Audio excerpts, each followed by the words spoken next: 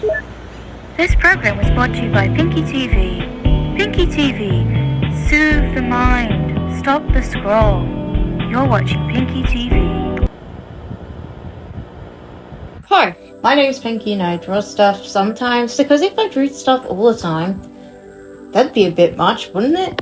And I'm here to tell you about what happened the moment I decided to go offline. So, as part of a mental health thing for me, I have deleted Instagram off my iPad. I am aware that I'm missing out on a lot of story features and, the disappearing messages. I can't do that on the PC, but for the sake of my mental health, I've decided to delete the Instagram app, so that way I wouldn't end my day scrolling and scrolling and scrolling. And for what, really? So, here's what I noticed the moment I decided to touch grass and go offline for a bit. A lot of people say that logging in and out of something is no longer really a thing. Think about it. On Instagram, you don't log into Instagram. You're already logged in. You don't log into your email. You're already logged in because it's right there on your phone. You kind of just don't log out. You just stay logged in forever. And that was a problem that I found, especially for me. Some of you might not know this, but I have anxiety. And sometimes randomly at night, I will feel anxious. I will get random thoughts and spiral out of control to the point where I'm hyperventilating. And sometimes that could mean, oh man, how can I just stop thinking? Because it gets to a point where I think so much that I can't sleep. It's like my brain doesn't shut down. And I end up scrolling because I need to stop thinking about the things I'm thinking of. Because if I do, then I'm just gonna spiral and not go to sleep. But the problem is, by me scrolling, I end up feeling more anxious. It's just one of those things. And another thing, right? Here are some things that I noticed. Many things that I noticed were, for starters, suddenly I was more creative. I don't know what you're thinking. But Pinky, it's in your name. You draw stuff, don't you? Yeah, but I started to draw stuff I actually liked. I was no longer drawing for Instagram or for YouTube or for my comic. I started to draw things I wanted. And those things were, drawing random anime characters. Not my OCs, not any art trend, just random anime characters. Which I enjoy. I enjoy drawing that stuff. Do I intend on posting them? No, but that didn't matter to me because I really wanted to draw these anime characters. So I noticed that I started to be more creative and I started to draw things I actually wanted to draw. Not to say that I don't want to draw my OCs. I draw them like every single day. And that goes for Miku fan art as well. So, yeah. Another thing that I also noticed was I started to stop and smell the roses a bit more. So basically, on Instagram, I'm not sure about you guys, but my feed was mostly consistent of I'm 25 and I own my own business. Here's how I made $1,000 in one day. Or here's how I was able to own a Lamborghini at the age of 23. And all this hustle culture about by the time you hit 30, it's game over, You can no longer be successful as a young person anymore. Theory, I believed in that, okay? I was determined to make my Etsy shop a reality before 30.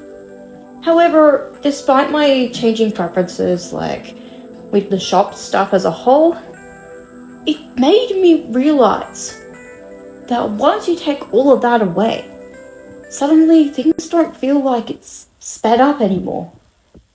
It's okay to stop and look at the world around you. Because at the end of the day, do you really want to be a millionaire by the age of 25?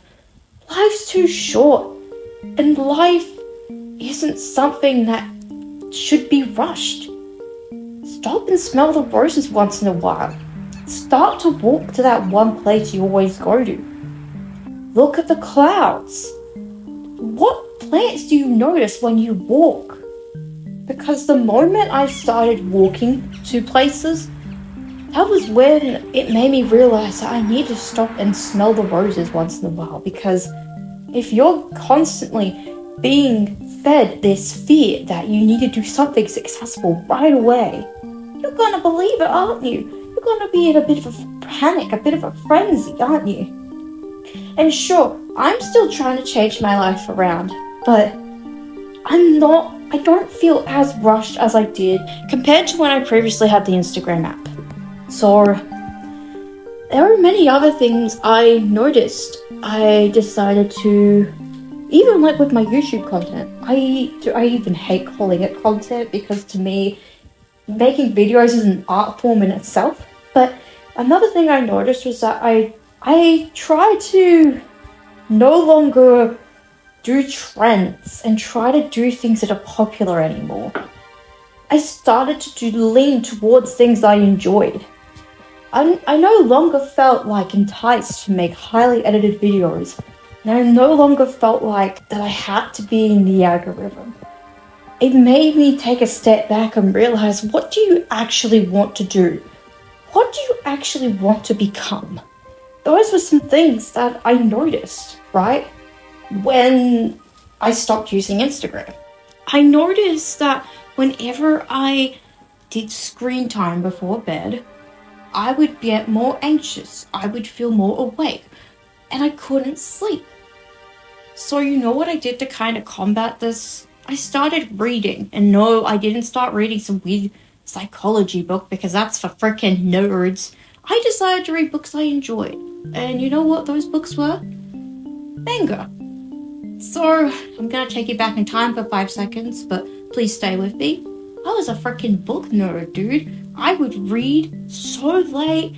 I would get invested into chapters. The moment I could read chapter books was like the best day ever. Going to the library was like going to the candy store for me. Or in this case, the lolly shop, because I'm Australian. And I would come back with thousands of books. Well, maybe not thousands. Maybe it was probably like 7 books. But it felt like I had won the lottery because I get to read all these books for free. That's insane. So, for me, going to the library and borrowing a book, well, it brought a sense of nostalgia for me. But not just nostalgia, but also, in order for me to combat my screen addiction, what better way to do it than with books? I used to stay up to midnight reading, so it would be a no-brainer for me, right? And what better way to get back into reading again than to read the books that I loved when I was around 11 or 12. And lo and behold, since anime and manga is now popular, they have more manga selection than they did in the early 2000s, and that makes my heart happy. You know. And if it weren't for the library and my obsession for mermaids, I would have never gotten into anime and manga at all. And yeah, so instead of scrolling, I have replaced it with books. And that has been a pretty good thing for me lately, because when I read books, eventually my brain gets tired because it's been working. And when my brain is tired and it's working, I basically wear it out. Like an overactive toddler who's running around, time for bed now, you know what I mean? It's kind of like that, I guess. Start off by reading something you like. But I also tried my best to go outside more. I tried my best to be in the community. And sure, you probably might bump into that one school friend. That's the thing, if you don't get out in your community, you're going to stay indoors and do what? Scroll. And you seriously want to spend your life scrolling? So get out there and join a group or two. Maybe free if you feel like it. I do a bunch of local stuff, and it's funny because I used to hate sport as a kid. But that's because all school really gave me was sports I didn't like, so Spoiler alert, if you do something you like, it's enjoyable. Wow! Who would have thought, am I right? So, get out there and do some outdoor activities that you enjoy. It doesn't matter if it's walking, running, swimming, gym, whatever. It's fine too. Wait, what about those 1 hour video essays? I can't stop looking at 1 hour video essays. Have you heard of movies? I'm talking about DVDs. So go to your local op shop and find a $2 DVD and watch it. It doesn't matter if it's good, if it's bad. Don't even look up reviews, my dude. Just buy it and watch it. And boom. 1 hour. Because, let's be real, you're going to remember that one crappy movie better than some 1 hour video essay. There was a guy, I can't remember his name for the life of me, but I see him on my YouTube algorithm a lot. And it was a video called Pretend This Video Has a Good Thumbnail. And in that video, he said to the viewer, now tell me, what were we talking about 10 minutes ago? You know, do you remember that? Exactly, you don't. And you know what, he got me there. Because I was umming and ahhing for a good couple of minutes being like, well, yeah, what the hell did we talk about again? If you tasked me about what happened in Zoolander 2, I can tell you about that happily. It's not as good as the first one in my opinion. It's like 2014, the movie, because it has Skrillex as the DJ for some reason, and they killed Justin Bieber, because that's comedy, right? Did I still find some things funny? Yes. But that's not the point. The point is that I remember Skrillex being the DJ and most of the plot more vividly than, say, some 1 hour video essay about some, I don't know, some like YouTube drama. So, pick your media right. If you're going to watch something for an hour, find a movie that you haven't watched in years, or even better yet, just some random obscure movie that you only knew about because some one op shop had it, you know? And I know what you're thinking. Don't tell me you're one of those wannabe hipsters who freaking has an MP3 player. Boy, do I have bad news for you, buddy. I have an MP3 player, and no, it's not because I want to be hip, cool, and hipstery, but there's actual reason behind it. You see, I, at one point, started collecting CDs. Not for any reason or whatever, but I just started collecting them because my car is a bit ancient. It doesn't, like, do Bluetooth for my phone, but yet it does it for my, like, calls? Make it make sense. And if you wanted to listen to music, you had to connect it to an auxiliary cord. That is like, why even have Bluetooth at all? Like, what? So, I was like, well, crap. I have all these CDs and I'm barely even using them. What am I gonna do? I don't have a CD player. So, I asked for an MP3 player. And you wanna know who inspired me to get an MP3 player? Dank Pods! One of my favorite Aussie YouTubers. He's so funny and I like him. He's great. And he calls, like, little MP3 players like mine a nugget. And I'm gonna be honest with you, the vocabulary is starting to merge into mine, and now I call it a nugget. I even changed it to clip nugget in my little, USB thing. Because I was like, hee Dank Pods reference. Okay. So, long story short, I started putting all of my CDs into an MP3 player format. And does it have like 10 terabytes of storage? No. But does that matter? No. Because if I get bored of one album, I can just switch it out when needed. Like, I have all of my songs backed up, all the ones that I ripped from CDs, onto my hard drive. So that way, when it comes down to me wanting to switch the albums out, I can just switch it with ease. While my life isn't entirely offline, I still use Instagram like via the PC version because I don't feel as much of an incentive to scroll on Instagram PC than say my iPad, for an example. So, are you getting the hint? Are you getting the hint now? What are you waiting for? Go touch some grass, you dummy.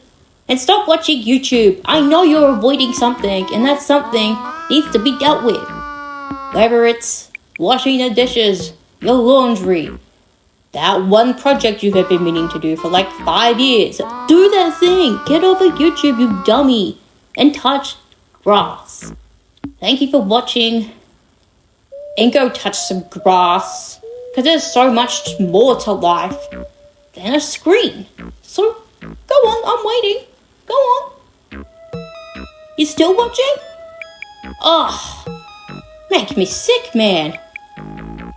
Ugh, just get off. Click the cross, it isn't hard.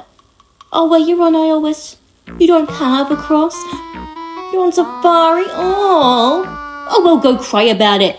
Click off now. Get out of town. Okay. Bye. I said bye.